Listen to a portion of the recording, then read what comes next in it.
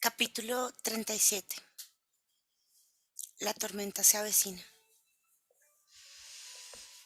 Durante las 2 últimas semanas antes de la crucifixión y la resurrección de Yeshua, estuve con él todo el tiempo, y también durante las semanas siguientes en las que comenzó su proceso de ascensión. Fue un tiempo muy enriquecedor y poderoso, pues todos sentimos profundamente cada posible emoción. Fuimos sepultados en olas gigantescas de la más intensa agonía, desesperación y desolación, para después ser elevados a las gloriosas alturas del éxtasis arrebatador.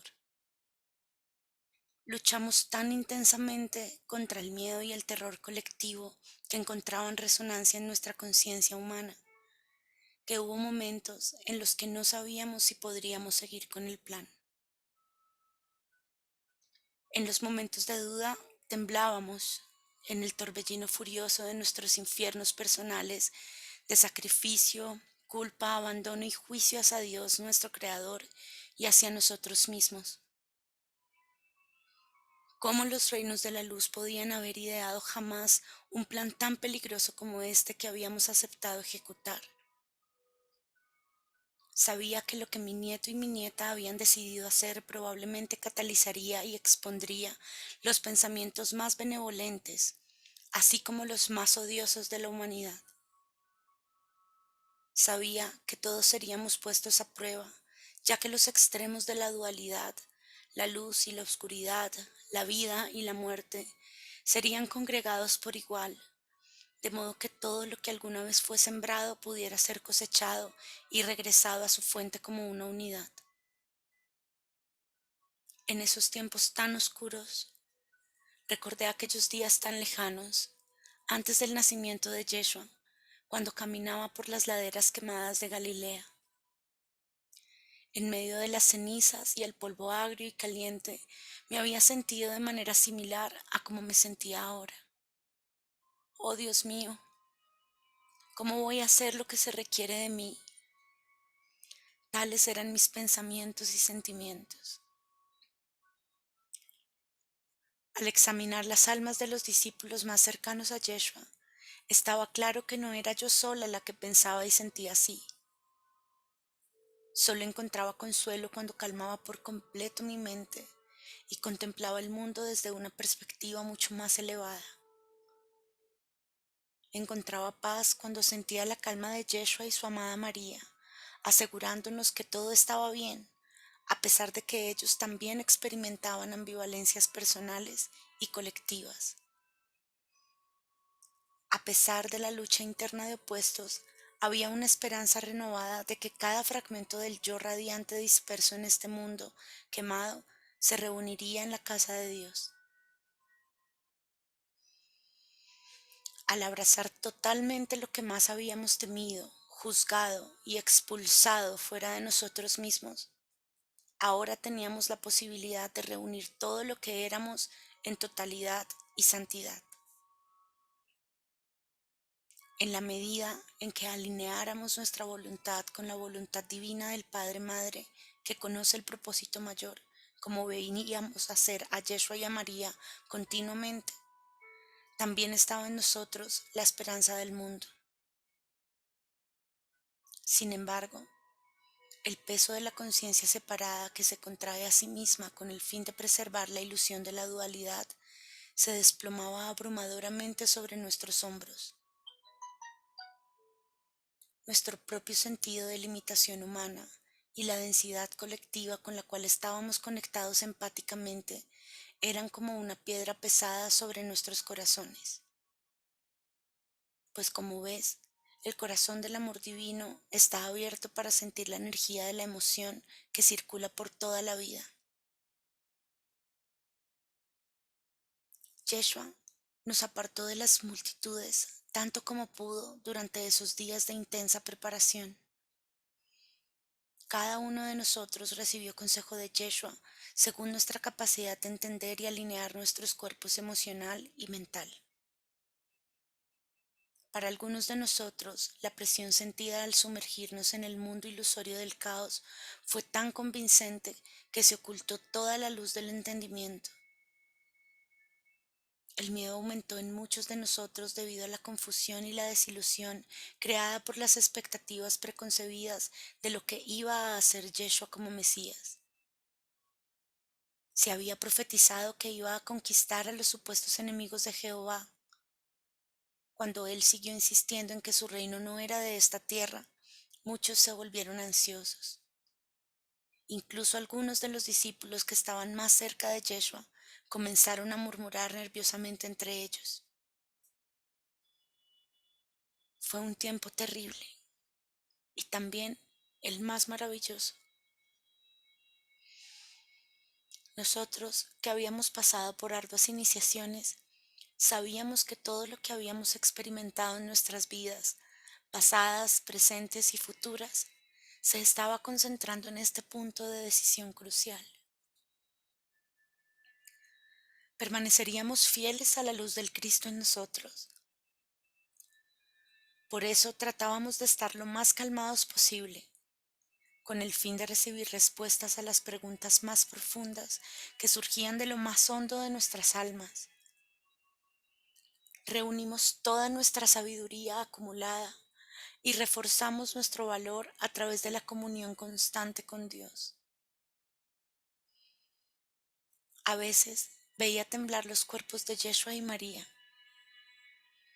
El sudor les brotaba profusamente, empapando sus ropas, mientras se preparaban en todos los niveles para sentir el flujo colectivo de la energía que circulaba a través de todo el planeta y todas sus formas de vida.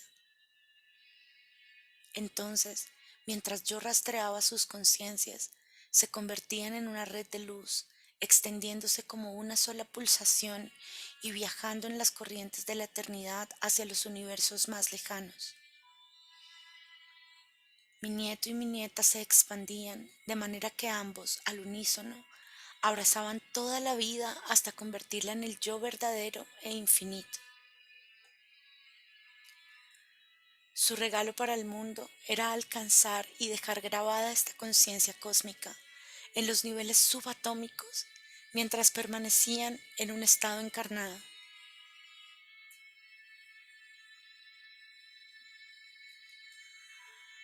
Al acercarse la semana de Pascua, nos fuimos a Betania. Llegamos por la noche para darnos un espacio de tranquilidad y recuperarnos de la presión de las multitudes siempre presentes. Pasamos allí el sábado y nos preparamos para ir a la ciudad amurallada de Jerusalén al día siguiente.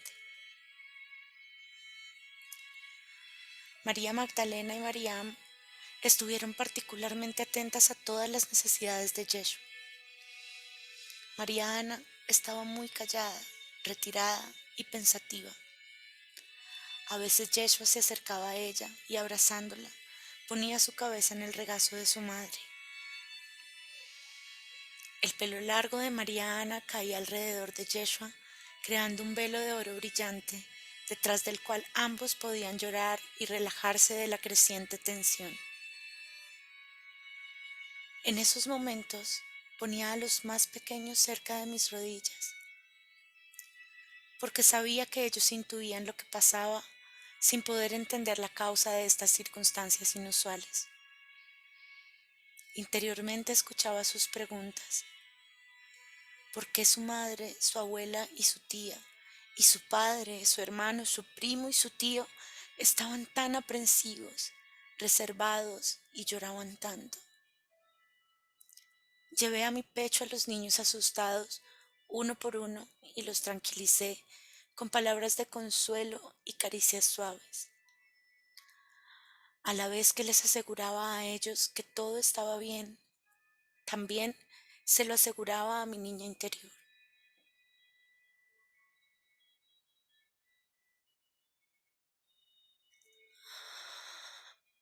Ahora hablaré brevemente sobre Judas Iscariote, pues ha sido muy difamado a través del tiempo. Me había dado cuenta en las últimas semanas de que Judas se había vuelto cada vez más nervioso y aprensivo. Se paseaba de arriba a abajo y salía para luego volver a entrar y mirar a la cara de Yeshua buscando reafirmación. A veces Yeshua iba hacia él y lo abrazaba, y Judas rompía en sollozos convulsivos o salía corriendo al jardín gritando: No lo entiendo, no lo entiendo, es muy difícil de soportar. Él era el discípulo más emotivo de todos los varones. Aunque había realizado muchas iniciaciones esenias y era uno de los candidatos con más probabilidades de éxito, al mismo tiempo era el menos preparado para soportar la carga de la función asignada a su alma.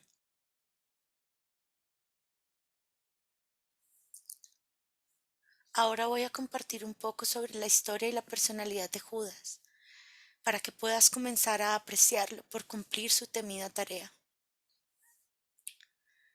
Judas había pasado la mayor parte de su juventud en Qumran con Juan, hijo de Zacarías.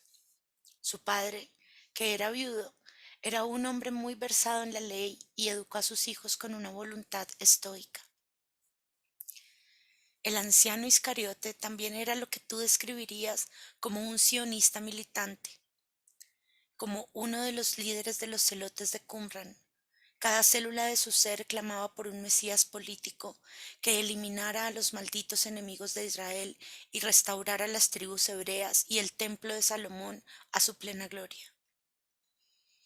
Judas, al igual que su padre, también tenía una mente brillante y un gran deseo de ganar el respeto y el amor de su padre. Como su padre, él también deseaba la liberación de la Tierra Santa. Se dedicó a sus estudios con un rigor determinado y destacó en el estudio de la ley de Moisés. Era un estudioso de historia de la oratoria y el debate, un escriba y un contable de confianza en Qumran y en los almacenes del monte Sinaí.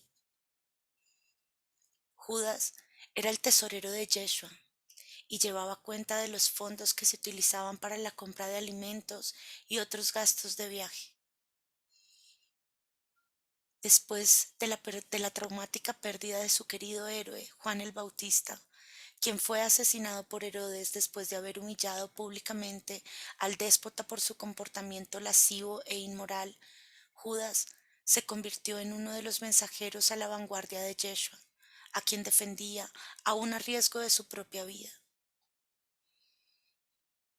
Disfrutaba enormemente de ser uno de los precursores de Yeshua, preparando a las aldeas del camino para la llegada de su nuevo paladín mesiánico. Pocos conocían la naturaleza interior de Judas, sus inquietudes, su necesidad de reconocimiento, en especial de su padre, y su sensibilidad por las cosas bellas. Pocos leyeron o escucharon sus salmos, poemas y discursos elocuentes. Había alguien, sin embargo, que había ganado su confianza durante su juventud y temprana adultez. En los años en que María Magdalena visitó Qumran, se convirtieron en amigos para siempre.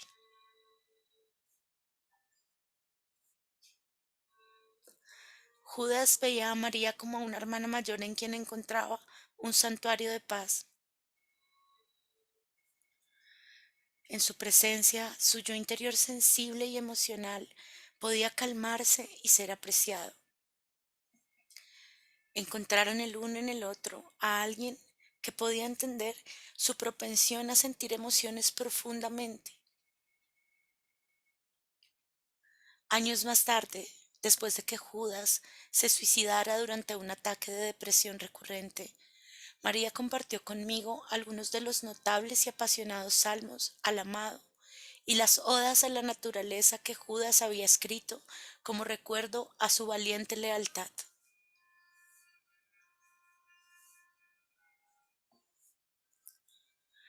Con el paso de los últimos meses, Judas había llegado a ser poco a poco más consciente del papel devastador, aunque imprescindible, que habría de cumplir.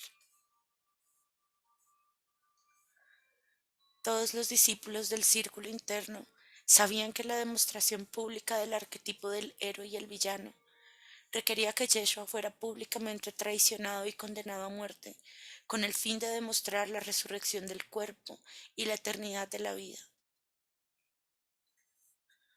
A diferencia de los ritos secretos, ocultos en las cámaras de las escuelas iniciáticas de misterio, Yeshua y sus compañeros cercanos revelarían abiertamente el rito del sepulcro.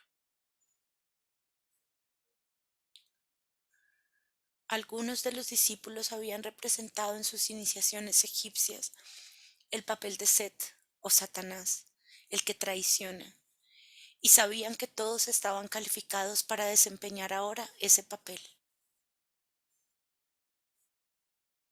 Todos los discípulos, tanto se habían tomado solo algunas de las iniciaciones esenias o muchas, estaban familiarizados hasta cierto punto con la figura del traidor. Sin embargo, cuando buscaron en sus corazones para ver si su papel era ser el despreciado, no encontraron respuesta, salvo Judas. Durante las últimas semanas nadie sabía con certeza, excepto Yeshua, María Magdalena y Judas, quién sería el catalizador que levantaría el telón y llamaría a los actores para que comenzáramos a representar nuestros papeles en el centro del escenario.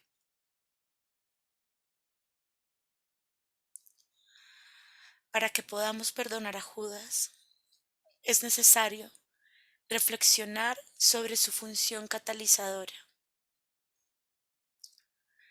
Él jugó el papel del traidor despreciable, la parte de uno mismo más juzgada y juzgadora, aquella que es implacable, rebelde, celosa y cruel, y que se esconde en las sombras de la psique humana.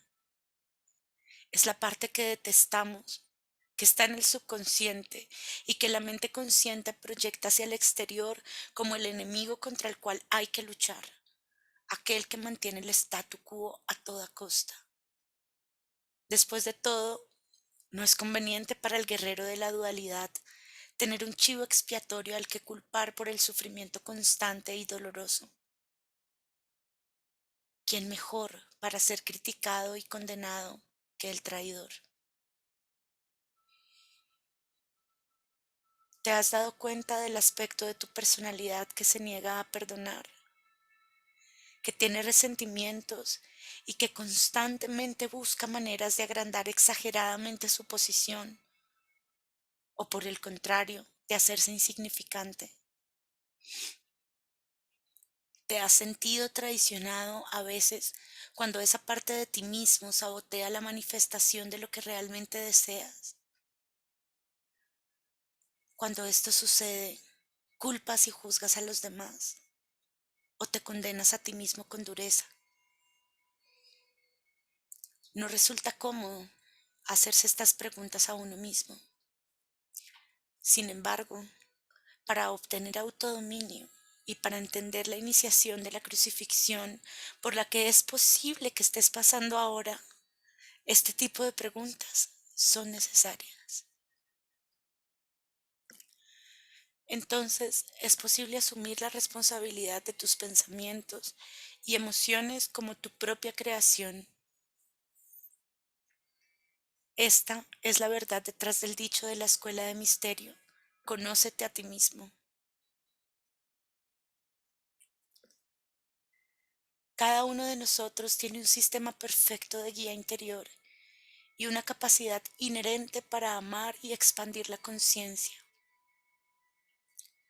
Cuando ignoramos o nos rebelamos contra la intuición, los instintos, el sentido común y la sabiduría, en verdad nos traicionamos a nosotros mismos y al Creador. Desde una perspectiva más amplia, el alma superior o yo superior guía la pureza de intención del corazón para que sea inofensiva y evalúa la preparación del alma para pasar a niveles avanzados de poder interior. Tu sistema de guía interno a menudo actúa como un sistema de frenado o aceleración que ayuda a que cada paso evolutivo se lleve a cabo en el momento y lugar adecuados. Si fuerzas tu crecimiento espiritual, tu alma te ralentiza, orquestando la aparición de obstáculos en tu camino. Del mismo modo, si te estás resistiendo a ser más auténtico y fiel a tu poder, tu amor y tu sabiduría, tu alma misteriosamente orquestará factores necesarios para que tu vida fortificada y tu identidad blindada sean derrocadas sin motivo alguno de la noche a la mañana. Cuando entiendes que tu alma o yo superior es el capitán de tu vida y que tú no eres un peón víctima de fuerzas externas, puedes convertirte en un poderoso colaborador del director divino de tu vida. Entonces, escuchar y alinearse con la guía divina puede crear cada vez más gracia y facilitar el flujo de los cambios evolutivos constantes de la vida. Cuando sea el momento de las expansiones transformadoras, de la crucifixión y la resurrección, serás retado a revisar tus apegos a creencias, relaciones y posesiones. Todo lo que te limita saldrá a la luz para que lo revises. Cuando tu identidad limitada y tu mundo se estén cayendo a pedazos, puedes sentirte traicionado o por el contrario, puedes comenzar a darte cuenta de que tu alma te está liberando. Cuando el traidor, como el catalizador Judas, aparezca en el umbral de tu puerta y llame, abrirás la puerta y lo recibirás como a un amigo o como a un enemigo. Yeshua reconoció y dio la bienvenida a Judas Iscariote como al amigo poco comprendido. Ahora te recuerdo, mi querido amigo, que esta interpretación, que a menudo va en contra de la tradición aceptada, va unida a tu responsabilidad de discernir lo que aceptas como verdadero y cómo vas a utilizar esta información en tu vida. Sin dudarlo, recibes solo lo que tu ser te dice que está alineado con el crecimiento y la evolución de tu alma. Y no juzgues el resto, pon el resto a un lado y tal vez, retomando mi historia en un futuro, es posible que encuentres que las palabras blasfemas y heréticas de Ana ahora tienen valor para ti.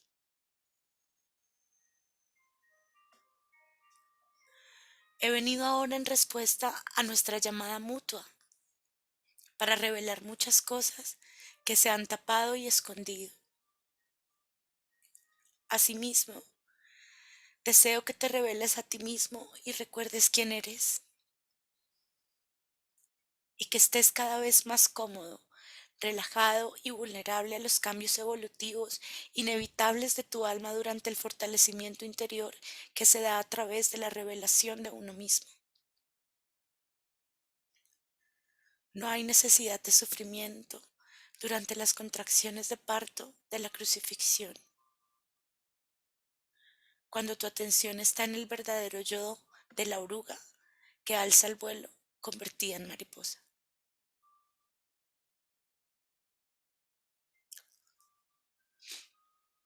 Este fue el capítulo 37 del libro Ana, la abuela de Jesús.